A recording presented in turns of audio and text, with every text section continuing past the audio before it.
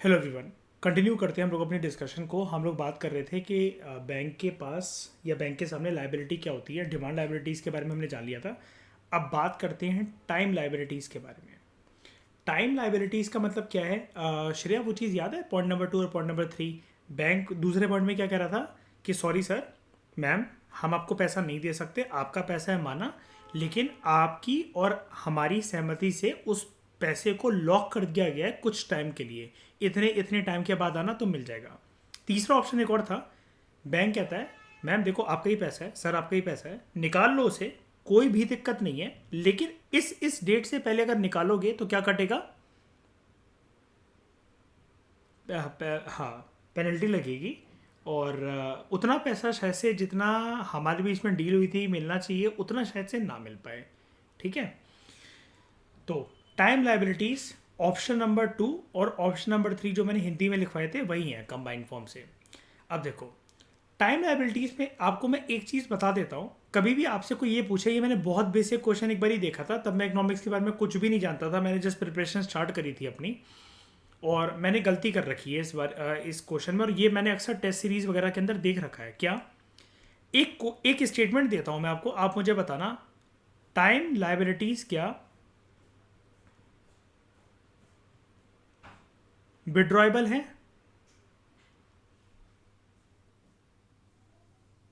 अगर ये general statement आ जाए, अब इसके आगे अगर मैं एक कीवर्ड लगा दूं,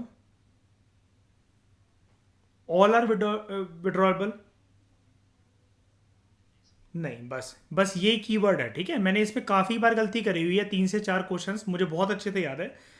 एंड ये मैंने स्टेट पीएससी वगैरह, एमपीपीएससी वगैरह में भी देख रखा है। ठीक है, बस यहाँ पर ये जो ऑल वर्ड है ना, हमें इसके लिए कंसेप्ट चाहिए कि टाइम लाइबिलिटीज सारी प्रकार की क्या होती है और सारी विड्रॉएबल क्यों नहीं होती, उसी को देखने के लिए और उसी को समझने के लिए हम यहाँ बैठे हैं।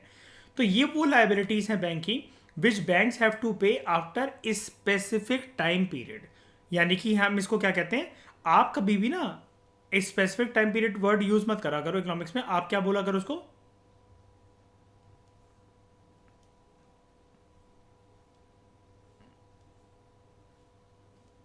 Maturity period. ठीक है यार, आप में से मुझे कोई ना आज ग्रुप पे बताना या इस लेक्चर के बाद बताना, मैं आप लोगों से एक चीज़ जानना चाहता हूँ और अपने आप को भी ये अपडेट करना चाहता हूँ। मिनिमम से मिनिमम कितने ड्यूरेशन की एफडी बन जाती है, ये मुझे बता देना। मतलब on record frankly I am telling कि मुझे नहीं पता है, दिमाग में आ रहा था जस्ट, तो सर्च करने का कभी टाइम नहीं मिला। तो मुझे बताना कि मिनिमम से मिनिमम कितने टाइम ड्यूरेशन की एफडी बन जाती है ना? जर्नली, मतलब जर्नली से मैं कह रहा हूँ कि हो सकता है अलग अलग बैंक की अलग अलग पॉलिसीज हो, तो मिनिमम कितने दिन की बनती है, हफ्ते की बनती है, कि महीनों की बन जाती है? कोई सा भी बैंक हमारे देश में कितने मिनिमम टाइम की ड्यूरेशन की एफडी बना देता है और उसमें ब्याज कितना दे देता है? ठीक है, मुझे फिक्स फिक्स करके बताना, ये नहीं है एक बार आप भी सर्च कर लो, मैं भी सर्च कर लूँ, ग्रुप पे डाल देना, मुझे भी अपडेट कर देना और बाकी लोगों को भी बता देना। ठीक है, मुझे प्लीज़ इसके बारे में बता देना। ये क्वेश्चन आ सकता है क्योंकि मैंने एक क्वेश्चन को ऐसा कहीं देखा था बैठ के, लेकिन सॉल्व नहीं करा, स्टेटमेंट देखी थी, तो दिमाग में जो भी आता है मेरे क्लिक होता है एकदम से, तो मैं ऑन द स्पॉट बोल देता हूँ मैं। ठीक है, तो ये आपका होमवर्क है अभी इस लेक्चर के बाद, इमीडिएटली आप बता देना मुझे। सबसे पहला होता है जिसको हम लोग एफडी कहते हैं, normal fix deposit. Fix deposit जो होता है इसके अंदर, इन टाइम लाइबिलिटीज़ के अंदर सबके अंदर एक मेजोरिटी पीरियड तो होता ही है, इसके अंदर भी होता है।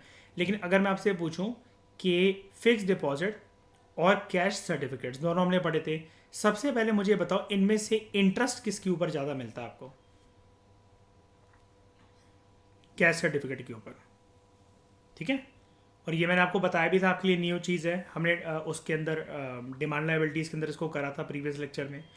और मुझे ये बताओ, ठीक है, इस पे इंटरेस्ट ज़्यादा मिलता है और इस पे इंटरेस्ट आपको as compared to cash certificate इतना नहीं मिलेगा। क्यों मिलता है इंटरेस्ट इस पे ज़्यादा?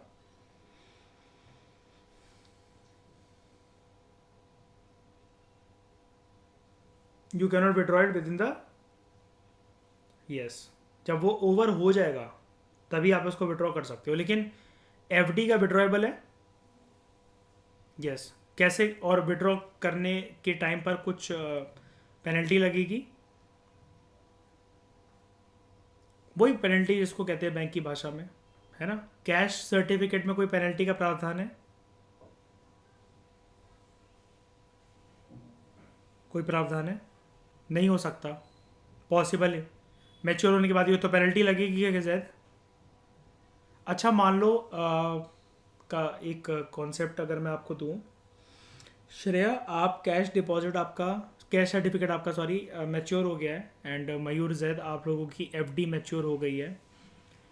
आपके पास दो ऑप्शन थे कि आप या तो उसको रिन्यू करवा लो नए टाइम ड्यूरेशन के लिए, या फिर अपना पैसा जो है ब्याज के साथ जो भी आपको बन गया है आप अपना ले जाओ यहाँ से आकर। आप बहुत महीनों बहुत सालों तक नहीं गए, बैंक क्या एक्शन अपनाएगा? प्लान ऑफ एक्शन क्या होगा बैंक का?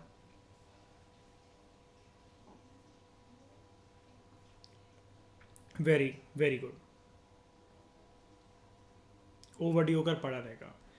और एक चीज़ और, मुझे बताओ, डिमांड लाइबिलिटीज़ और टाइम लाइबिलिटीज़ में से बैंक के पास अच्छा ऑप्शन कौन सा होता है कि डिपॉजिटेड अकाउंट्स जो होता है, अमाउंट जो होता है अकाउंट्स के अंदर कस्टमर्स का, उसको सर्कुलेट करना, लोन के तौर पर देना, बैंक के पास ज़्यादा अच्छा ऑप्शन कौन सा होता है? टाइम। ऐसा क्यों? हाँ, ये लॉक्ड रहते हैं, एकदम से कोई डिमांड करेगा भी नहीं। अच्छा, और इसमें से भी आपको बेस्ट क्या दिख रहा है?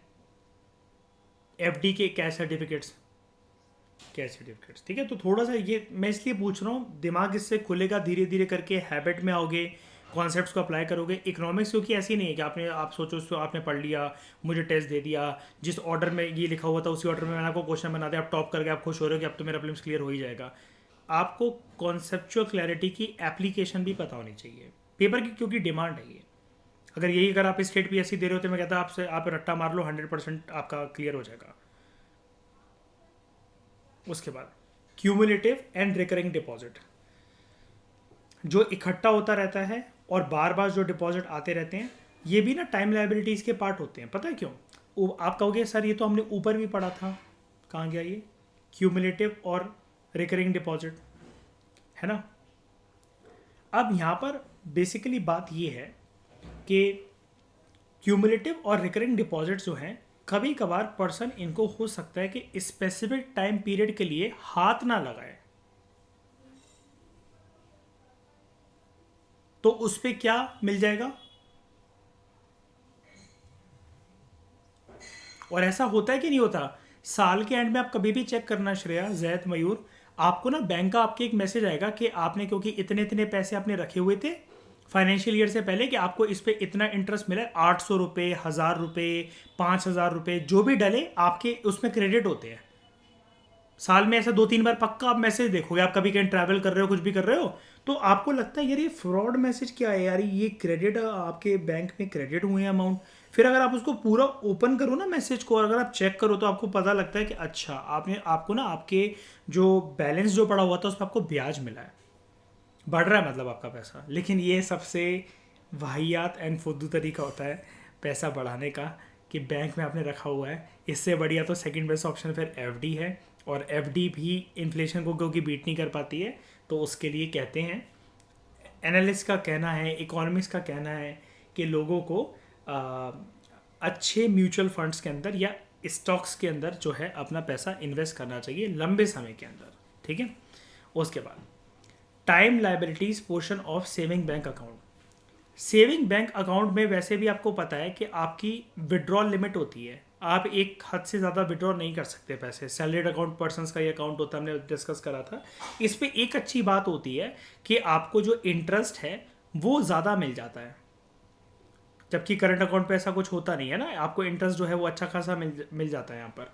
अब जो सेविंग बैंक डिपॉजिट है वो भी तो एक टाइम लाइबिलिटीज का पोर्शन हो सकता है। कल को ऐसे हो सकता है कि आपने उसका कुछ अमाउंट जो है आपने बैंक के साथ डील करके ये बोल दिया कि मैं ना 5 साल या 3 साल के लिए पैसा नहीं निकालूंगा या नहीं निकालूंगी, इसको किसी ना किसी एक म्यूचुअल फंड वगैरह किसी के अंदर मेरी इससे एक अमाउंट की एक एसआईपी बांध दो। फॉर एग्जांपल मान लो मुझे ना 2 लाख रुपए सैलरी आती है, मैंने अपने बैंक को ये बोला कि किसी भी एक पर्टिकुलर पॉलिसी या चीज़ में, म्यूचुअल फंड्स में या कुछ भी XYZ ऑप्शन है, गोल्ड, आपको पता है आजकल आप फ़ोन पे पेटीएम पे जाओगे ना, आप साइड में ऑप्शन देखना, वहाँ पर ना पेपर गोल्ड का ऑप्शन आता है, पेपर सिल्वर का ऑप्शन आता है, जिसको मैं आपको पढ़ाऊँगा कि हम लोग प्रॉपर तरीके से इसको क्या बोलते हैं। और ये यूपीएससी का 2015 का मेंस का क्वेश्चन था, जीएस पेपर 3 के अंदर, सॉवरेन गोल्ड बॉन्ड स्कीम।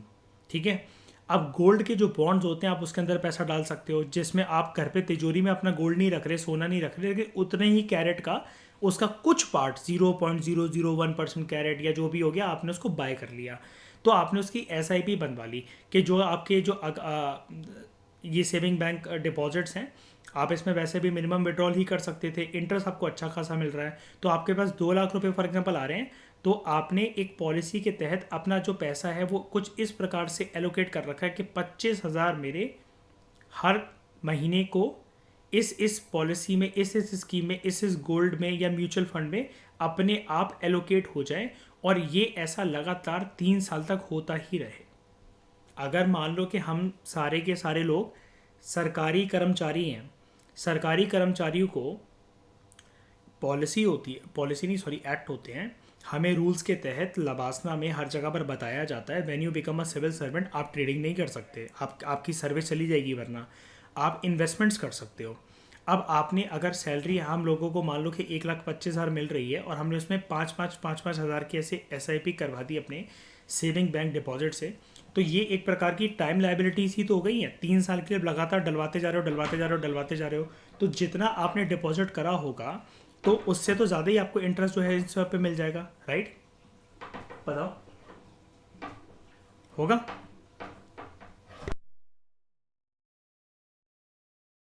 है ना? तो उसके बाद स्टाफ सिक्योरिटी डिपॉजिट,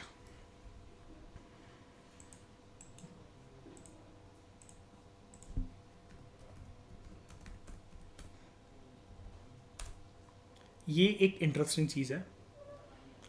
क्या होता है, अगर कोई भी कंपनी में अगर आप एक काम करते हो, प्राइवेट कंपनी की मैं बात कर रहा हूँ, बहुत सारे तो नहीं, किसी किसी पीएससी और पीएससी की भी पॉलिसी होती है, और कुछ ऐसी कंपनीज भी जो कि पब्लिक प्राइवेट पार्टनरशिप पे रन कर रही हो। ये फिनोमेना आपने कम सुना होगा कि सर ये कौन सी कंपनी है आजकल की जो पब्लिक प्राइवेट पार्टनरशिप पे रन कर रही है। आप इमेजिन कर लो, जितना भी हम लोग अभी टॉपिक आजकल पढ़ते हैं, हर जगह पर सरकार टोटल तरीके से, सोशलिज्म तो है ही नहीं, टोटल तरीके से कैपिटलिज्म है, या तो मतलब प्राइवेट लोगों को या तो राइट दिया जा रहा है कि आप फ्री होकर कुछ भी ओपन कर सकते हैं, वो या ऑपरेट कर सकते हैं, और सरकार अगर है तो वो पीपीपी मॉडल के बेसिस पर वर्क करता है ना, पब्लिक प्राइवेट पार्टनरशिप मॉडल पर। तो ऐसी कुछ कंपनीज अगर हैं, कोई भी एक्सवाइजेड आप कंपनी मान लो, ये तो मैं बस आपको कंपनी का एक स्ट्रक्चर बता रहा हूँ, उसमें क्या होता है, एक security deposit, staff security deposit account किसी किसी का खुलता है। इसमें क्या होगा, जैसे आपको आपने एक चीज़ सुनी होगी, इसको हटाओ, इसको मैं रिलेट करके आपको बताता हूँ। आप ना अगर किसी स्कूल में टीचर हो, प्राइवेट स्कूल में अगर टीचर हो, यूनिवर्सिटी में टीचर हो, कुछ भी हो, अगर आप किसी प्राइवेट कंपनी के अंदर काम कर रहे हो, एंड श्रेया आई थिंक आपके साथ ऐसा होता होगा, अर्पित के साथ ऐसा होता होगा, मयूर आपके साथ होता होगा, आई थिंक आपका कुछ अमाउंट, कुछ पैसा कंपनी वाले प्रोविडेंट फंड के अंदर डाल देते होंगे काट के, मतलब इन हैंड सैलरी कम मिलती होगी, चिट्ठे पे जो लिखा आता है आपको, मेल आता है, जो भी आता है उस पर ज़्यादा लिखा रहता होगा, थोड़ा सा कट के वो सेव हो जाता है। ऐसा नहीं कि छीन लिया कंपनी वाले ने, फ्रॉड कर लिया, वो कर लिया, ये हो जाता है। अब स्टाफ सिक्योरिटी डिपॉजिट कुछ इसी प्रकार का प्रोविडेंट फंड होता है, जो कि एक मेच्योरिटी भी मिलता है प्रोविडेंट फंड तो। अच्छा, अब लेकिन ये स्टाफ सिक्योरिटी डिपॉजिट अलग कैसे प्रोविडेंट फंड से, समझते हैं इसको। स्टाफ सिक्योरिटी डिपॉजिट जो है, यहाँ पर क्या होता है, आपकी जो सैलरी होती है वो सिक्योरिटी पर्पज से डिपॉजिट करता है एक एम्प्लॉयर या कंपनी का बॉस, या पूरे कंपनी का जो भी मतलब मालिकाना हक जिसके पास होता है, उनकी टीम। अगर कंपनी को कोई अनसर्टेन लॉस अगर एकदम से अगर हो जाए, एकदम से अगर हो जाए, तो आपको इमीडिएटली ऐसा ना हो, देखो कंपनी को तो ये बोलना ही पड़ेगा आपको कि देखो हाथ जोड़ के हम आपसे विनती मांगते हैं, अब हमारी वो स्थिति नहीं रही कि हम आपको जॉब पे रख सकें, सैलरी आपको दे सकें, आप तो एकदम से एक ही रात पे ऐसे तो रोड में आ जाओगे। जैसा कि सरकारी कर्मचारियों के साथ होता है, आपको पता ना, पूरी ज़िंदगी उनकी कुछ सैलरी का हिस्सा कटता रहता है, और रिटायरमेंट के टाइम पर उनके पास 2 ऑप्शन होते हैं, है ना श्रेया, एक तो पेंशन बंधवा लो या लमसम अमाउंट ले लो, या दोनों, मतलब तीसरा ऑप्शन भी होता है, लमसम अमाउंट एक मिल जाएगा और प्लस एक मिनिमम पेंशन भी बंधवा लो, जैसा ठीक लगे। ठीक है, यहाँ पर क्या होता है, कंपनी को अगर एकदम से कोई घाटा हो गया तो ये आपके पैसे जो हैं वो कंपनी के पास आपकी ही सैलरी के डिपॉजिटेड होते हैं, ठीक है। और it should be return to the employees at the time of his or her relieving from the company. अगर वो आपको निकाल रहे हैं या आप खुद छोड़कर जा रहे हो, ये पूरा का पूरा पैसा आपको मिल जाएगा जो कि आपकी सैलरी से कटा रहेगा, लम सम अमाउंट।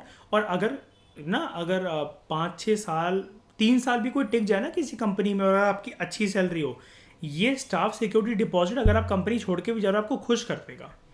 आपको नई जगह पर जाकर खर्चा करना है, दूसरी कंपनी शिफ्ट करनी है, आप फिर सामान वगैरह ट्रक वगैरह मंगवाओगे इधर उधर आपको, लेकिन ना आप इतने खुश हो जाते हो कि यार 3 साल 5 साल का मेरा जोड़ा हुआ पैसा कितना लम सम में मुझे एक साथ मिल गया और मेरी ही सैलरी का था।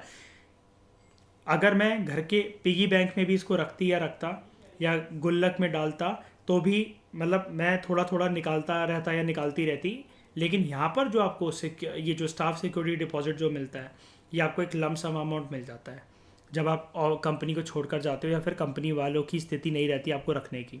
जैसा कि आपको पता है कि कोविड के टाइम पर हुआ था, बड़ी सारी कंपनीज ने रातों रात एम्प्लॉइज़ को कॉल कर दिया था कल से मत आना, है ना, हम आपको अभी हमारा ही खर्चा नहीं निकल रहा है, हम आपको सैलरी वगैरह कहाँ से देंगे, है ना। बड़े सारे पायलट्स को मना कर दिया गया था, जो एयर हॉस्टेसेस होती हैं उनको मना कर दिया गया था। मतलब ये तो मैं एक लिमिटेड फील्ड बता रहा हूँ, अनलिमिटेड फील्ड के अनलिमिटेड कर्मचारियों को निकाला गया था, है ना। अब आगे समझ में आ गया ना स्टाफ सिक्योरिटी डिपॉजिट, बताओ। आगे ये टाइम लायबिलिटी से नहीं अलग नहीं है, उसी का तो पार्ट है ना। ये तो सेविंग बैंक अकाउंट है आपका, ये तो बैंक अकाउंट है, आपने उसके अंदर डाल रखा है। मैंने अभी तो बताया, आपने एसआईपी वगैरह बनवा ली कुछ ना कुछ करके और उसको छोड़ दिया कुछ टाइम के लिए कि मेरे को इस पर इंटरेस्ट मिलता रहेगा, जो भी मिलता रहेगा। इसमें देखो क्या लिख रखा है, आपके सेविंग बैंक अकाउंट के डिपॉजिट का आपने कुछ पोर्शन टाइम लायबिलिटीज़ के अंदर कन्वर्ट करवा दिया। सिंपल सी चीज़। तो आप टाइम लायबिलिटीज़ के अंदर देखो, अगर मैं हूँ ना, मैं तो ऐसे ही कन्वर्ट करवा सकता हूँ कि यार एसआईपी बांध दी किसी चीज़ की कि मैं भूल जाऊँ इस पैसे को। आम भाषा के अंदर, अगर आम जिंदगी के अंदर हम लोग क्या करते हैं ठकुराइन, अगर पॉकेट मनी अगर हमारी 500 रुपये है, हम सोचते हैं कि यार मंथ के एंड तक पूरी ख़त्म हो जाएगी, हमसे पूरी खर्च हो जाएगी, तो 100 रुपये गुल्लक में डालते रहते हैं बचपन से। ऐसे ही तो करते हैं। अगर अगर मान लो कि हमें 500 रुपये 1000 रुपये पापा से मिलते हैं, 100-200 रुपये हम ऐसे ही करते हैं, जैसे मम्मियाँ समझाती हैं कि भूल जाओ उसको डाल दो, फिर एक साथ कोई चीज़ ले लेना ज़्यादा अगर जुड़ जाए तो। अब यही अगर आप सैलरीड एम्प्लॉयड पर्सन हो तब भी तो देखो ना, उलफुलाहट तो हर किसी के मन में मस्ती है कि सारी पैसे खर्च कर लो, ये ले लो वो ले लो, ऐसा सोच लो वैसा सोच लो, इंसान की पूर्ति तो कभी हो ही नहीं पाती है। तो ये बेसिकली पर्सन का डिसीजन ही होता है यहाँ पर कि अपनी सेविंग बैंक डिपॉजिट के कुछ अमाउंट को, कुछ पोर्शन को उसके टाइम लायबिलिटीज़ के अंदर कन्वर्ट करवा लेना। कुछ नहीं है मयूरी, है 2 लाख रुपए अगर आपको सैलरी मिल रही है ना, आपने ये डिसाइड कर रखा है मैं हर महीने 25,000 की एफडी करवाऊंगा अपनी सैलरी से कटवा कटवा कर, और 5 साल के लिए उसे भूल जाऊंगा। आप सोच के देखो, ऐसा हर महीने 25,000 की एफडी, यानी कि आपकी पीछे से साइकिल चल पड़ी, क्योंकि आने वाले मंथ के अंदर वो फ्रेश एफडी 5-5 साल की बनती जाएंगी, पीछे से ये आती चल रही हैं। जब मर्जी किसी को भी तोड़वा कर, 1-2 एफडीज को तोड़वा कर आपको आपका पैसा मिल जाएगा हल्का सा पेनल्टी कट के, और वक्त के साथ साथ वो बढ़ेंगी भी तो। ठीक है, स्टाफ सिक्योरिटी डिपॉजिट आप समझ ही गए हो आप लोग। ये बताओ टाइम लायबिलिटीज़ कैसे हैं, कैसे हुआ टाइम लायबिलिटीज़, क्योंकि जो कंपनी का बॉस या मालिक है, कंपनी का जो स्ट्रक्चर है, वो क्या कर रहे हैं, हाँ क्या कर रहे हैं, एम्प्लॉय रख रहे हैं, जो कि आप मतलब ऐसे आपको मिल नहीं सकता एकदम से वो, अगर आप सोचो तो, only when you are relieving from the company. ठीक है, उसके बाद हमने ऊपर बात करी थी इसकी डिमांड लायबिलिटीज़ में 2 चीज़ों की, एडवांस सिक्योरिटीज़ की और लेटर्स ऑफ क्रेडिट की। क्या होता है एलओसी ये या LC, letters of credit? Letters of credit बताओ क्या होता है।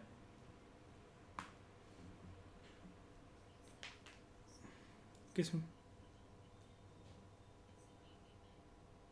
मतलब क्लियरली बोलो यार, कुछ पैसा सर्टिफिकेट की तरह क्या? ट्रेडर्स के बीच में अगर ट्रांजैक्शंस अगर हो रही हो, है ना, तो बैंक को मैं ये बोल देता हूँ कि सर जी आप मेरी साइड से पैसा चुका देना, वो पर्सन न्यूजीलैंड रहता है, उसके बैंक अकाउंट में भेज दो, मैं आपके पास कुछ सिक्योरिटी वगैरह कुछ रखवा देता हूँ कि मैं आपको पैसा दे दूंगा पक्का। यहाँ पर सेलर का जो पैसा है वो मारा नहीं जाता, राइट, बायर उसको दे देता है ना। अब देखो, मैं बता रहा हूँ ना, वही है, सेम चीज़ है। Margins held against letters of credit और guarantee, margins held against letters of credit और गारंटी, ये वाला होता है पेबल ऑन डिमांड। याद है जब आप यहाँ पर बोलते हो कि सर मैंने उसको, आपकी वो बीच में बात हो गई थी, मैंने एग्जांपल याद करो, वो पर्सन कह रहा है मैं दिल्ली आ रहा हूँ, मैं तुमसे वहीं ले लूँगा पैसा, है ना। आप बैंक के पास गए, सर मेरा पैसा वापस कर दो, ये लेटर ऑफ क्रेडिट का मेरी उससे बात हो गई है, ये होता है वापस आपको इमीडिएटली बैंक दे देगा। कुछ ना लेटर ऑफ क्रेडिट ऐसा भी बनता है श्रेया, बैंक कहता है नहीं it is not payable on demand, अब वो ट्रांसफर हो गया, फिर आप सामने वाले पर्सन को कॉल करते हो कि भाई देखियो तरह चेक करियो, पहुंच गया होगा आपके पास, बैंक ने भेज दिया। यार एक बार अगर मान लो किसी ने आपको एक मतलब मान लो एक नंबर दिया फ़ोन पे का, ठीक है, कि इस पे पैसा भेज दो, इमेजिन करके देखो, मतलब आपको किसी ने एक नंबर फॉरवर्ड करा जैद कि इस पे ना तुम 500 रुपये भेज दो, उस पर्सन ने बोला, अब आपने भेज दिए, अब वो पर्सन कहता है कि अरे यार जैद भाई गलती हो गई है, लास्ट की 2 डिजिट इसकी अलग थी, तो आप क्या कर लो, अब उसमें वो चले गए ना, वो तो पैसे उसके पास जिसके पास जाने थे, है ना। तो ऐसी बैंक का नेचर होता है लेटर ऑफ क्रेडिट का। अगर आपने बैंक को बोला था इस सेलर को पैसे दे देना मेरे ब्याह से, बैंक ने उसे दे दिए, तो अब आप, कुछ कुछ लेटर्स ऑफ क्रेडिट ऐसे होते हैं they are not payable on demand. अब आप कुछ नहीं कर सकते, बैंक ने दे दिया, अब आपको बैंक को दे दिया, अब आप ये नहीं कह सकते नहीं नहीं मेरी उससे बिगड़ गई है, अब देने का मन नहीं है मेरा उसका, उसकी और मेरी बातचीत नहीं बन रही है, मैंने उससे इतने माल के इतने पैसे मांगे थे, उसने पूरा माल भी नहीं पहुंचाया। बैंक का क्या लेना देना इन सब चीज़ों से, बैंक का क्या लेना देना। आप लोन के केस में अगर बात करो, आप मयूर ये बोल सकते हो आपने स्कूटी फाइनेंस करवा ली, सर मैं पैसा तो नहीं दे पाऊंगा, ये अच्छी नहीं चलती स्कूटी और मुझे इसका कलर पसंद नहीं आया, और जब से इसको आप बंदी को इस पर बिठाकर घूम रहा हूँ, ब्रेकअप भी हो गया 2 बार। बैंक क्या इस बेसिस पे आपका लोन माफ कर देगा या किस्तें छोड़ देगा, है ना। Deposits held as securities for advances again which are not payable on demand. याद है श्रेया मैं आपको बता रहा था, आपने लैंड लॉर्ड का मान लो कि इतने इतने टाइम का पैसा बनवा रखा है, वो कट ही जाता है मतलब वो करके, है ना। कभी कभार आप उसको रोक सकते हो एकदम से, और कभी कभार अगर वो कट गया अगर आपके अकाउंट से एडवांस सिक्योरिटी वगैरह, तो आप उससे नहीं रोक सकते। लेकिन अब मैं यहाँ पर आपको एक और चीज़ समझाता हूँ पहले, ये तो क्योंकि बैंकिंग की उसकी भाषा में बात हो रही है ना, तो इसलिए मैं आपको ये वाला एग्जांपल दे रहा हूँ, लेकिन मैं आपको एक नॉर्मल भाषा में समझाता हूँ इसको, तब आप समझना, इसको रिलेट करना। क्या हुआ, आप ना एक घर में गए, घर का ओनर आपसे कहता है कि सिक्योरिटी आपको देनी पड़ेगी, 1 मंथ का तो आपका किराया जिस मंथ आप आ रहे हो, प्लस 2 मंथ की एडवांस सिक्योरिटी दो। जैसा कि केस ये जनकपुरी में चलता है जनरली, जब कोई फैमिली वाले किराए पे घर लेते हैं, फैमिली वालों की बात कर रहा हूँ मैं, ठीक है, मतलब 3 महीने के एक साथ पैसे जाते ही हैं। अब लास्ट में क्या होता है, ये पेबल ऑन डिमांड कैसे नहीं होगा, लिखा हुआ है it is not payable on demand कैसे। अब मान लो मकान मालिक आपसे ये बोल रहा है, आपने ना अपने मकान मालिक को एक एडवांस में बोल दिया कि अभी जनवरी चल रहा है अंकल, हम क्या करेंगे कि हम मार्च में घर खाली कर देंगे, तो आप ना पैसा हमारा रेडी रखना। अब मार्च का महीना आ गया, तो मान लो कि कभी कभार लैंडलॉर्ड आपसे ये क्या कहते हैं बोल देता है कि आप एक काम करना, फेबररी और मार्च के पैसे हमें मत देना, जो आपने सिक्योरिटी हमें दी थी ना, 1 मंथ हम फेबररी में एडजस्ट कर लेंगे, 1 मंथ हम मार्च में एडजस्ट कर लेंगे। बात तो वही है ना, बात तो वही है ना, बताओ। आपकी जेब से तो नहीं जा रहा ना, वो सही तो कह रहा है वो, अगर वो मार्च में अगर आप मार्च तक रह रहे हो, फिर भी आपको फेबररी मार्च का तो किराया देना ही पड़ेगा। आपने जो सिक्योरिटी दे रखी थी वो उसी में से कट जाएगा। तो बताओ is it payable on demand और नॉट आपकी सिक्योरिटी। अब आप उसको वापस मांग रहे हो क्या, नहीं, आपने उसको क्या करवा दिया, एडजस्ट करवा दिया। एग्जाम्पल समझ में आया, पहले मुझे ये बताओ, फिर से बताऊं, फिर से क्लियर करूं एक बारी। 30,000 रुपये आपके घर का किराया है, आपको देने कितने पड़े जब आपने घर में एंट्री करी, 90,000 टोटल। 60,000 आपका सिक्योरिटी डिपॉजिट था, और जिस महीने आप एंटर करे 30,000 आपका किराया था, राइट। अब 2 महीने के आपने एडवांस दे रखे थे, आप मार्च में, जनवरी का महीना चल रहा है किसी साल का, आप मार्च में घर खाली करने लगे हो, तो एग्रीमेंट में आपके लिखा हुआ है कि हमने 2 महीने के एडवांस आपको सिक्योरिटी डिपॉजिट दिए थे। अब अगर आप मार्च में खाली कर रहे हो, जनवरी का किराया दे चुके हो, तो फेब्रवरी मंथ में अगर आपको रहना है, मार्च में अगर आपको रहना है, और आप ये मकान मालिक से बोल रहे हो कि मार्च में हम खाली करेंगे तो मेरे 60,000 रुपये वापस कर देना। मकान मालिक ने बोला आप फेब्रवरी के 30,000 मत दो, आप मार्च के भी 30,000 मत दो, आप कोई बात नहीं मार्च में खाली कर लेना, और ये 60,000 आपके एडजस्ट कर लेंगे हम लोग, 30,000 इसमें 30,000 इसमें। ये पेबल ऑन डिमांड कैसे होता कि नहीं आप किराया लेते रहो, कोई बात नहीं हम मार्च में खाली करेंगे, मेरे 60,000 रुपये मुझे वापस कर देना। ये पेबल ऑन डिमांड कब नहीं है? आपने उनको बोला हमने आपको जो एडवांस डिपॉजिट दे रखा था ना, हम आपके घर 2 महीने और रुकेंगे, हमारे एडवांस सिक्योरिटी डिपॉजिट में से ही अपना किराया 2 महीने का एडजस्ट कर लेना।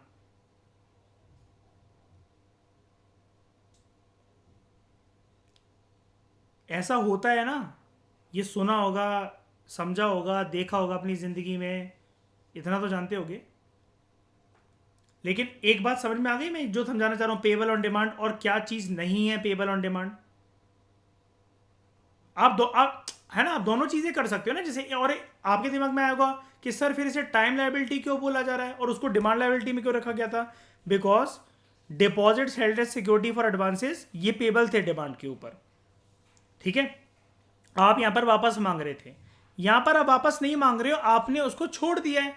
शुरू में ही जब आप आए थे 3 साल का आपका कॉन्ट्रैक्ट था घर का, मान लो, मैं अभी यहां पर बैंकिंग के पर्सपेक्टिव से ना समझाकर आपको एक लेमैन पर्सपेक्टिव से समझा रहा हूं। आपका 3 साल का कॉन्ट्रैक्ट था, तो आप 2020 में आए थे, 23 में घर खाली कर रहे हो, तो 20 में जो आपने एडवांस किराया जो दिया था वो उतना एडजस्ट हो जाएगा आपका। आप 2023 में जिन 2 महीनों में उससे पहले जब ये खाली कर रहे हो, समझ गए? उसके बाद पहले बताओ, समझ में आया? आगे बढ़ूं उसके बाद। एंड डोंट वरी यार, ये चीज़ें एक बार नहीं आ रही हैं भी, अभी तो यार पूरा का पूरा मॉनेटरी पॉलिसी इन इंडिया शुरू होने वाला है, अगला अगला हमारा जो इसका चैप्टर का फेज़ है, ठीक है। आपको सब कुछ समझ में आ जाएगा, don't worry.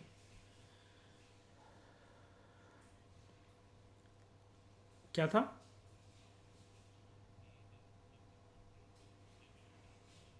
It is not payable on demand. आप मांग नहीं रहे हो वापस उससे, उस केस में आप मांग रहे थे। यहाँ पर आपके बीच में जब आप घर पे घुसे थे तो हो सकता है कि एग्रीमेंट ही हो गया हो कि देखो अंकल एक बात है, हमने आपको जो सिक्योरिटी डिपॉजिट दिया है ना, हम ऐसा करेंगे जिस भी साल जिस भी मंथ हम खाली करने वाले होंगे ना, तो आप ना ये 2 महीने का किराया लास्ट में जाके एडजस्ट कर लेना, हम 2 महीने रुक जाएंगे आपके घर के अंदर, आपको किराया नहीं देंगे, ये वाला सिक्योरिटी डिपॉजिट हमारा एडजस्ट कर लेना। हो गई पहली बात। और ऊपर वाले केस के अंदर जो नॉर्मली दिल्ली वालों का सिनेरियो चलता है, मयूर इतना तो आप जानते होंगे कि हर जगह पर एटलीस्ट 1 महीने की तो सिक्योरिटी देनी पड़ती है एडवांस में, है ना। किराया 1 महीने का नहीं, एक्चुअली 2 महीने का ही जाता है कहीं पर भी आप घर शिफ्ट करो तो। एक तो उस महीने का जिस महीने आप आ रहे हो, और एटलीस्ट 1 महीने एडवांस, बहुत सारी जगह पर 2-3 महीने भी चलता है, ठीक है। उसके बाद other demand and time liabilities, अच्छा सॉरी गोल्ड डिपॉजिट। आप चाहे गोल्ड फिजिकल एसेट की फॉर्म में खरीदो या पेपर की फॉर्म में खरीदो। पेपर की फॉर्म में हम लोग कैसे खरीदते हैं? ई गोल्ड, पता है ना ये वाली चीज आपको? फोन पे, पेटीएम वगैरह पे भी अब तो ऑप्शन होता है, आप कुछ कुछ खरीद सकते हो ऐसे जिसको हम लोग गोल्ड बॉन्ड्स भी कहते हैं। अभी मैं आपको बता भी रहा था, सॉवरेन गोल्ड बॉन्ड की स्कीम भी हमारे देश में 2015 से आई थी। अब यहां पर क्या है, गोल्ड को अगर आप परचेज करते हो, या गोल्ड डिपॉजिट का मतलब यहां पर एक और होता है, आपको पता है बैंक में सिर्फ आप पैसा नहीं रख सकते, आप गोल्ड भी रख सकते हो और उस पर ब्याज खा सकते हो। Do you know it? Locker में, बैंक के लॉकर्स में आप रख सकते हो। आपने इसके लिए बहुत फेमस इंस्टीट्यूशन सुना होगा, मुथूट फाइनेंस,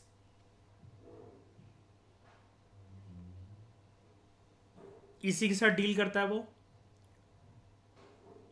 दूसरा काम, दूसरी चीज आप ये भी जानते होंगे, कई लोगों को पैसों की अगर ज़रूरत होती है, वो अपना सोना बेचने से ज़्यादा ये सोचते हैं हम गिरवी रख देते हैं इसे, पैसा जो देना होगा वो देते रहेंगे, एंड कुछ जो ब्याज लगेगा वो भी देते रहेंगे, जैसे कि institutions like financial institution like Muthoot finance वगैरह मांगेंगे। एटलीस्ट हमारा गोल्ड जो है वो तो सुरक्षित रहेगा। ये सारी चीज़ें किस में आती हैं? गोल्ड डिपॉजिट में। जानने वाली बात ये है, आप कहोगे इसमें यूनिक क्या है? जानने वाली बात ये है, गोल्ड डिपॉजिट जब भी होता है, या जो भी मैंने आपको 3-4 अलग अलग सिनेरियो दिए, आपने डिपॉजिट कराया शाम को ही वापस मांग लोगे, ऐसा होता है कभी गोल्ड के केस में? या जो भी कभी लॉस में निकालोगे आप इसे?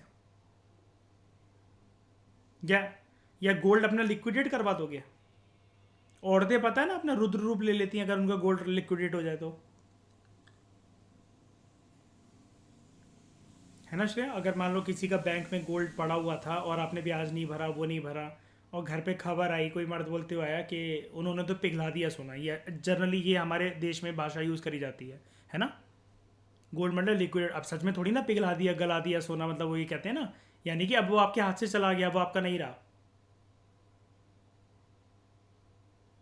ठीक है, ये सब कुछ आता है गोल्ड डिपॉजिट के अंदर, एंड ये टाइम लाइबिलिटी का पार्ट होता है। आप अगर गोल्ड आज भी परचेज करते हो, कुछ भी करते हो, होल्ड करते हो इसे कि नहीं करते हो बताओ? और फिर औरतों के मुंह से क्या निकलता है कि उस टाइम पर गोल्ड हमने बनवा लिया, अच्छा करा, आज उसकी कीमत इतने रुपए तोला हो गई है ना? और इतना बढ़ गया है तब से लेकर 6 सालों में अभी तक। ये चीज़ें, gold is very safe and very best, मतलब it is a best bet, कि जिसमें आप इसको परचेज करके या फिर इलेक्ट्रॉनिक माध्यम से, जैसा भी आपको ठीक लगे, बात तो एक ही होती है, इसमें पैसा इन्वेस्ट करना is very good. Growth slow होती है लेकिन श्योर शॉट एंड कंसिस्टेंट होती है। Other demand and time liabilities, इसके अलावा डिमांड लाइबिलिटीज़ और टाइम लाइबिलिटीज़ के अलावा दूसरी डिमांड और टाइम लाइबिलिटीज़ क्या होती हैं? These includes all those miscellaneous liabilities, जो कि ऊपर जो 2 तरह की लाइबिलिटीज़ दे रखी हैं, डिमांड और टाइम, उसके अंदर कवर्ड नहीं है। आपके डिपॉजिट पर आपको जो ब्याज मिलता है, और जनरली कैसे अकाउंट पर मिलता है आपको ब्याज? Saving bank account. Unpaid dividend, dividend का मतलब होता है, मैंने आपको प्रीवियस लेक्चर्स के अंदर मैं बता चुका हूं, जब भी हम किसी कंपनी के स्टॉक्स को परचेज करते हैं अपने वेरियस ऐप्स के अंदर जाकर, स्टॉक परचेजिंग जो ऐप्स होती हैं, धन है, ज़ीरोधा है, कोटक की ऐप्स है, ग्रो ऐप है, बहुत सारी ऐप्स होती हैं जहाँ पर आप स्टॉक्स को परचेज करते हो। फॉर एग्जांपल मान लो मैंने रिलायंस के शेयर्स खरीदे, हर 3 महीने में मेजर कंपनीज की, जनरली होता ही ऐसा, 3 महीने के अंदर अंदर हर क्वार्टरली जब ये मीटिंग होती है, तो उनको जितना भी प्रॉफिट आ रखा होता है, आपका शेयर बढ़े चाहे ना बढ़े, कंपनी को जितना प्रॉफिट आता है तो आपको वो कंपनी जो है, क्योंकि आप स्टॉक्स अगर आपने कर रखे हैं, परचेज कर रखे हैं, चाहे एक कर रखा है, 40 रुपये का कोई एक कर रखा है, आपके पास उस कंपनी का कुछ अमाउंट का मालिकाना हक है। ठीक है, कंपनी अपने एक बड़े केक के हिस्से में से आपके जितनी स्टॉक की वैल्यू होती है उतने वर्थ के आपको उस केक का हिस्सा जो है वो चखवाती है, उसको टेस्ट कराती है, जिसको कहते हैं हम लोग डिविडेंड को, कि केक कटेगा और सब में बटेगा। ठीक है, तो कभी भी जब स्टॉक्स की होल्डिंग के बेसिस पर जब आपको प्रॉफिट होता है, हम उसे कह देते हैं कि मैंने स्टॉक ले रखा था, मैंने क्रिप्टोज ले रखे थे, मैं ट्रेडिंग करता हूँ, मुझे प्रॉफिट हुआ है, उसको प्रॉफिट नहीं कहते हैं। स्टॉक्स की होल्डिंग के बाद जो आपको ग्रीन आपका पीएनएल दिखता है, या आपके स्टॉक बढ़ रहे हैं चाहे ना बढ़ रहे हैं, डिविडेंड की एक खास बात ये होती है कि कंपनी अपने बड़े एक शेयर में से, by seeing the worth of the value of your stocks, उसमें से कुछ प्रॉफिट आपको जो बांटती है, that profit in the converted language of stocks is known as dividend. ये मैं कवर करवा चुका हूं प्रीवियस लेक्चर्स में, बहुत बार कवर करवा चुका हूं मैं। ठीक है, उसके बाद तो अनपेड डिविडेंड, अभी तक किसी कंपनी का कोई इशू चल रहा है, बोर्ड ऑफ डायरेक्टर का कुछ इशू है, कंपनी के चेयरमैन का इशू है, कंपनी के किसी मालिक ने सुसाइड कर ली, तो उस टाइम पर डिविडेंड जो बढ़ना चाहिए वो कुछ टाइम के लिए हॉल्ट हो जाता है। जैसे CCD, कैफ़े कॉफ़ी डे के जब डिविडेंड बटने थे तो वो थोड़े से हॉल्ट पर आ गए थे जब कैफ़े कॉफ़ी डे के मालिक ने, आई एम नॉट श्योर 2017, 18 और 19 में, जब उसने सुसाइड कमिट कर लिया था। ठीक है, तो CCD के शेयर्स जिसने ले रखे थे कैफ़े कॉफ़ी डे के, तो डिविडेंड थोड़ा सा बढ़ने में डिले हो गया था, उसको कहा जाता है अनपेड डिविडेंड। ठीक है, उसके बाद suspense account balances showing the amount due to other banks और पब्लिक। आपको पता है, मैंने बताया भी था आपको, आने वाले अभी टॉपिक्स के अंदर बहुत आएगा, अभी तो बात रिपीट होगी। बैंक जो है, एक तो वो पब्लिक के पैसे को संभालते हैं, दूसरा कभी कभार जो बैंक है वो ना दूसरे बैंक से भी पैसा उठाता है। जब बैंक ए का जो क्रेडिट है वो काफ़ी ज़्यादा प्लस प्लस में चल रहा है और बैंक बी का जो क्रेडिट साइड है वो थोड़ी सी नेगेटिव हो रही है, तो बैंक भी बोलता है कि कुछ टाइम के लिए भाई मुझे पैसा दे दे अपना एक्स्ट्रा प्रॉफिट से, ताकि मैं अपना अकाउंट ग्रो कर सकूं और ये जो इम्बैलेंस है हमारे अकाउंट शीट में उसको हम ठीक कर सकें। तो ये होता है suspense account balances showing the amount which is due to other banks और पब्लिक। ठीक है, पब्लिक की बात अगर मैं आपसे करूँ और सस्पेंस बैंक अकाउंट के मैं आपको बारे में अगर एक और चीज़ बताऊँ, मैं यहाँ पर कंटेक्स्ट ठीक नहीं बैठता इसको डिस्कस करने के लिए, क्योंकि जिस हिसाब से इन्होंने लाइन जो पूरी दे रखी है, लेकिन सस्पेंस अकाउंट बैलेंसेस वो भी होते हैं जब आपके बैंक में या बैंक वालों को लगता है किसी भी खाते के अंदर एक रैंडम पेमेंट आई है, उसे सस्पेंस अकाउंट बोला जाता है। पता नहीं हमें, इट इज़ अ सस्पेंस कि किसका पैसा है। क्या हुआ था, जैसे मैं आपको एक बात बताता हूँ, अभी कुछ टाइम पहले, 2 साल पहले की बात है, HDFC वाले या ICICI वाले, आई एम नॉट श्योर कौन सा बैंक था, हिंदुस्तान का ही बैंक था, वो ना अपना एक बहुत बड़ा एक अमाउंट जो है वो इधर उधर ट्रांजैक्शन कर रहे थे। एक पर्सन है, उसके बैंक में गलती हो गई, मान लो कि HDFC को ही हम लोग ले लेते कि गलती हो गई उनसे कि उन्होंने गलती से उस मुकेश के अकाउंट में भेज दिए 500 करोड़। मुकेश के अकाउंट में जैसे ही पैसे उसने भेजे, मुकेश उस टाइम पर एक्टिव था, उसने सेकंड भी नहीं लगाए, 30 लाख रुपए विड्रॉ करे और उसको स्टॉक मार्केट के अंदर इमीडिएटली लगा दिए। ये सब कुछ मुकेश ने 5 मिनट के अंदर कर डाला था। मैं एक नाम बोल रहा हूँ बस मुकेश को समझाने के लिए, ऐसा रियल में हुआ था, मुझे नहीं पता कि कौन सा बैंक था, क्या पर्सन का नाम था।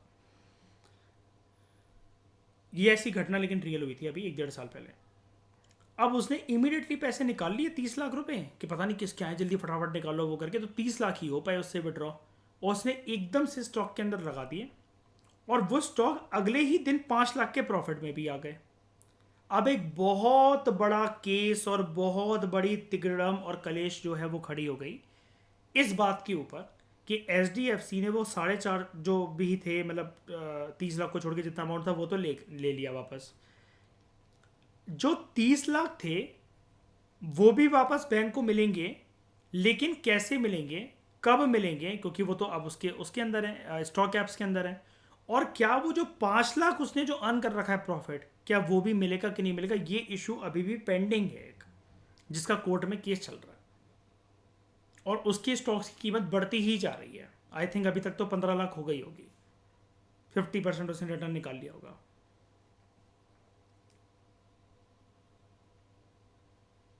उसके बाद तो समझ गए सस्पेंस अकाउंट बैलेंसेस क्या होते हैं। तो अगर मैं आपको दिखाऊं यहाँ पर, इसके बारे में आगे बात होगी, सस्पेंस अकाउंट पहले मैं आपको दिखाता हूँ।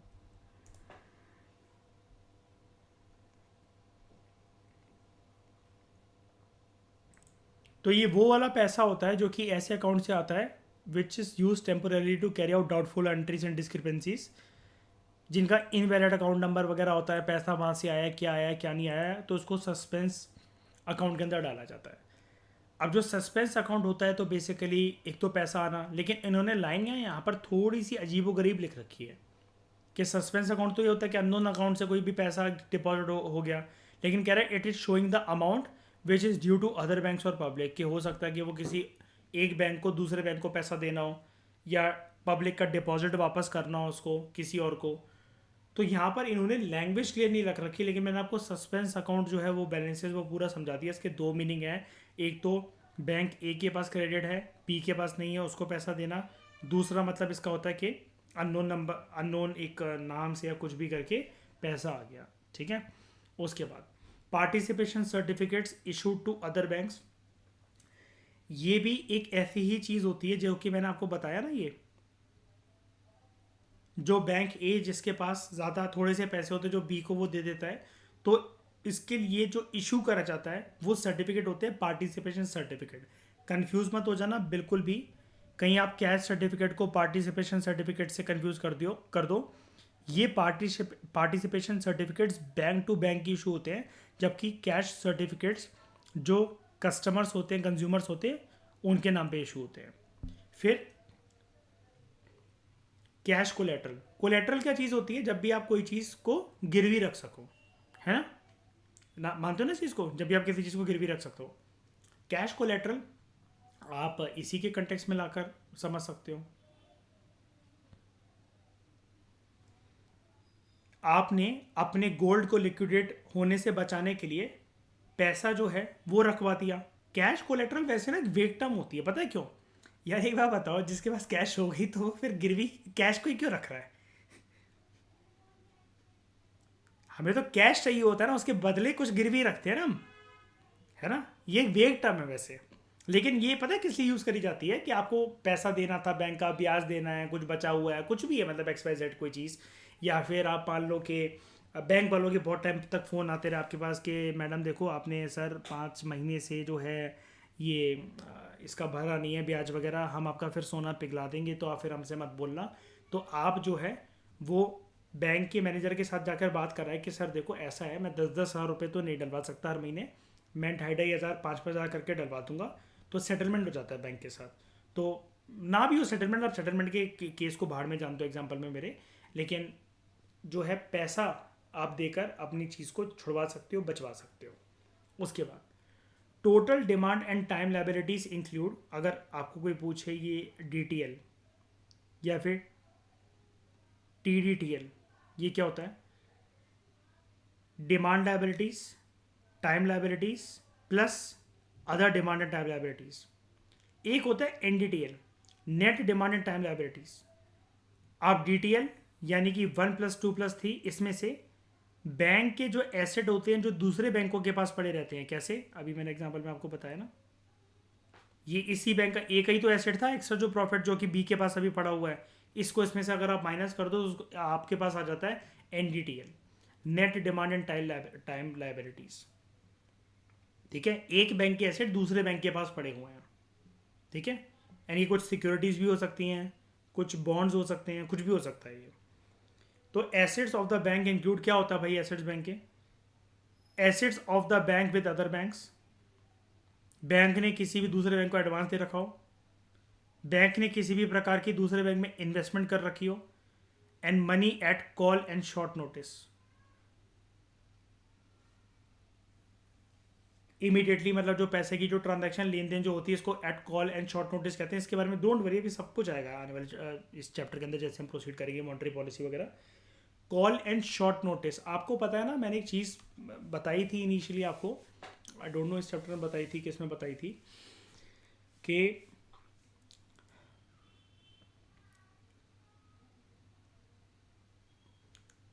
HDFC का आपका डेबिट कार्ड है, मेरा SBI का है, ठीक है। मैं लेकिन HDFC की ATM से पैसे विड्रॉ करता हूं और आप SBI के ATM से पैसे विड्रॉ करते हो। ये लोग आपस में जब फैसिलिटी ये दे रहे हैं कि मैं SBI का कंज्यूमर होते हुए HDFC के ATM से पैसे विड्रॉ कर सको और आप HDFC के कस्टमर होते हुए SBI के ATM से पैसे विड्रॉ कर सको, और अब पहले तो फीस कटती थी जो करती थी, अब तो ये सब कुछ फ्री है। लेकिन बैंकों के बीच में कि भाई मेरी आज ना 30 ट्रांजेक्शन्स हुई हैं और एसबीआई बोलेगा मेरी 20 ट्रांजेक्शन्स हुई हैं, यानी कि ये 10 ट्रांजेक्शन के फ़ायदे में एसबीआई को कुछ पैसे ऐसे देने हैं, तो ये दोनों के बीच में सेटलमेंट होता रहता है। बताया था मैंने आपको, ये पता होगा आई थिंक। और ये 24 आवर्स टू 72 आवर्स के अंदर हो ही जाता है। अदरवाइज कौन पकड़ेगा दोनों को फिर? आरबीआई। और इसके लिए बहुत ज़्यादा स्टाफ, टेक्निकल स्टाफ जो है वो बिठाया जाता है, ठीक है, इस काम के लिए। पार्टिसिपेशन सर्टिफिकेट एसेट, यार वो तो एक्चुअली वो है कि वो तो प्रॉमिस है कि देखो मैंने पैसे लिए थे मैं दे दूंगा, मतलब वो एसेट नहीं है ना, वो तो फिर लायबिलिटी हो गई उसके दूसरे बैंक के ऊपर। उसने एक्स्ट्रा प्रॉफिट जो क्रेडिट था ना वो ले लिया। आगे हमारे चैप्टर में बहुत अच्छे से दे रखा है, आई डोंट नो यहाँ पर क्लैरिटी के साथ आएगा।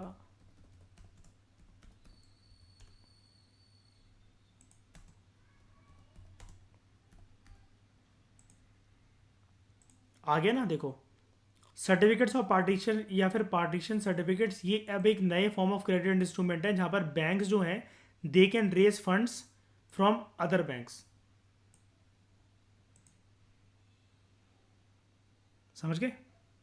दूसरे बैंक से मतलब वो जाकर ये फंड जो है वो रेज कर सकते हैं। ये एक प्रकार का फाइनेंशियल इंस्ट्रूमेंट है ये वाला ना। हाँ, एडवांसेस बाय बैंक, जो बैंक ने जो लोन दे रखा है वो तो एसेट ही है बैंक का। क्यों? लोन जब दे रखा है तो वो प्रिंसिपल अमाउंट तो वापस आएगा ही आएगा, उसके साथ साथ क्या क्या आएगा? इंटरेस्ट भी आएगा। कैपिटल अकाउंट, जब ये बड़े बड़े इंफ्रास्ट्रक्चर वगैरह प्रोजेक्ट्स के लिए जब ये अंबानी अदानी वगैरह जैसे को ये बैंक लोन देते हैं 1200 करोड़ का, 18,000 करोड़ का, और मतलब वो करके, है ना। ऐसे ही जैसे मयूर याद है ना, वो स्कैम 1992 सीरीज के अंदर दिखा रखा है, हर्षद मेहता ने वो गायब कर दिए थे एसबीआई से 500 करोड़ रुपए, है ना। एनपीए फिर उसमें आ जाता है, और ये फिर बैंक से इसका फिर वो सिविल उसकी ख़राब होती है ना। ठीक है, तो इस डिस्कशन में दोस्तों फिलहाल इतना ही। हमारा जो मनी इन बैंकिंग का नितिन सिंघानिया से एक फेज़ है, यानी कि आप ये मान लो कि अगर मैं इस चैप्टर को 2 पार्ट्स में डिवाइड करना चाहूँ तो एक पार्ट आपका कंप्लीट हो गया, जो कि थोड़ा सा ज़्यादा आपको ओवर थ्योरेटिकल लगा होगा, चीज़ें कंफ्यूजिंग वाली लगी होंगी। लेकिन अब ये सारी चीज़ें ना अलग अलग बैंकों के फंक्शंस में जब आप एप्लीकेशन के साथ पढ़ोगे ना मेरे साथ, जो अब मॉनेटरी पॉलिसी आने वाली है प्रॉपर बैंकिंग के फंक्शंस में, अब जो हम लोग घुसने वाले, अभी तक तो समझा रहा था ऊपर ऊपर से, और इसने ये टर्म्स दे दी। ये पेज वैसे तो उसको यहाँ पर लिखना ही नहीं चाहिए था, एक एक पेज से एक एक पॉइंट से कनेक्ट कर करके बताना चाहिए था ऐसे। इसने तो रॉ फॉर्म में सिर्फ ये मेंशन कर दिए हैं। ऐसे प्रीलिम्स के अंदर थोड़ी ना आते हैं कि ये सिर्फ टर्म्स आ गई, वो तो पूरा पूरा स्टेटमेंट और इनके मतलब पूछेगा। लेकिन अब वो मतलब हमारे क्लियर हो जाएंगे जैसे ही हम 8.9 के बाद 8.10 से इसको पढ़ना शुरू करेंगे, monetary policy in India. So thank you very much for discussion.